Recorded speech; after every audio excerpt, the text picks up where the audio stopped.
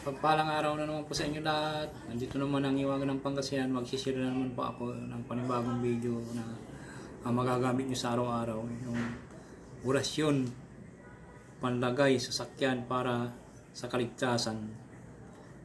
Ito po ay sinusulat sa maliit na papel o maliit na kukumban. Yung guntingin po yung maliit na kukumban at tapos isulat po nyo gamit po ang pulang tinta. Gamitin po nyo yung ballpen na pula at ipalamin nyo po para isabit nyo po sa sakyan, sa bike, sa kotse, tricycle, kahit ano, basta sa sakyan isabit nyo po. Yun po ay kaligtasan sa panganib at lahat ng mga disgrasya. I-share ko po sa inyo at ibabahagi ko po sa inyo. Bagong lahat ay mag-subscribe, mag-like and share para updated po kayo palagi sa ating YouTube channel. Narito po ang orasyon at pamamaraan po. Isulat sa papel at ilagay sa sakyan. Bumili ng bond paper at gupitin ng maliliit na size. Kumuha ng ballpen na pula, yung bago na hindi pa naisusulat. Bawal po dito yung nagamit na. Pagsulat po ay all capital letters po. Lahat ng orasyon ay all capital letters po ang pagsulat. Ang orasyon po ay yung narito po yung orasyon na aking babanggitin. Visit persona simitisipson Dr. Aripotinit Operarotas. Visit persona simitipsum Dr. Aripotinit Operarotas. Ulitin ko po, visit persona simiti sum Dr. Aripotinit Operarotas. At isulat kahit ilang piraso at ipalaminate at isabit sa sakyan. At mga sakyan po dito.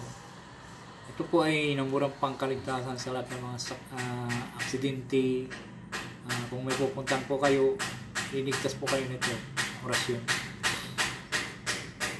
Isulat mo lang sa malit na papel o kukumban. Yung tama-tama lang po yung orasyon na gamit ang pulang ballpen na hindi pa nagagamit. Tapos ipalaminate nyo. Lagyan nyo ng butas para isabit po. Narito po yung orasyon na aking binanggit po.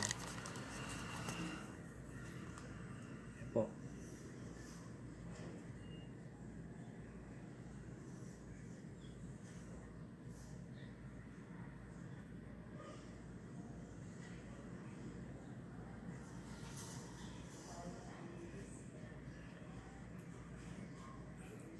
Ito pa ay pangkaligtasan to, maililigtas kayo po nito. Kahit saan kayo pumunta na lugar ay hindi kayo maano na madisgrasya, malaya sa panganib. Basta manalangin palagi kayo sa Diyos Ama na sana gabayan kayo po nitong orasyon na to. At mag-share po ako sa inyo ng herbal para yung mga herbal na gamot-gamot para maalaman nyo po, para makon nyo po, magamit po sa araw-araw. Kung halimbawa may sakit po kayong sumasakit ang tainga, na parang may hangin ng tainga nyo, na tapos parang nabibingi, share ko po sa inyo.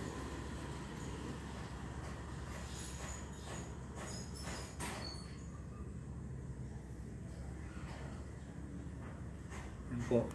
Maraming salamat po.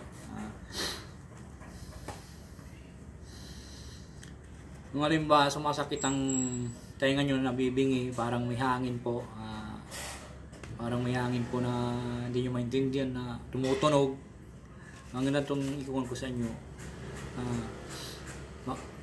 Magpainit po kayo ng suka, kumuha po kayo ng kunting suka, yung parang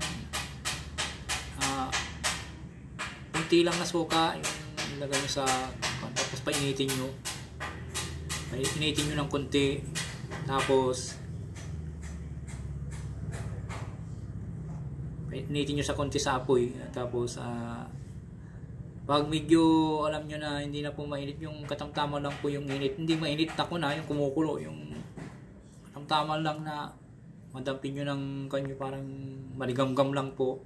Tapos yung ipatak nyo po sa tenga nyo.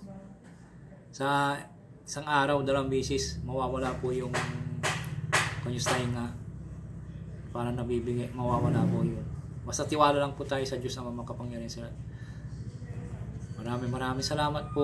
Huwag kalimutang mag subscribe, mag like and share para updated po kayo palagi sa ating video.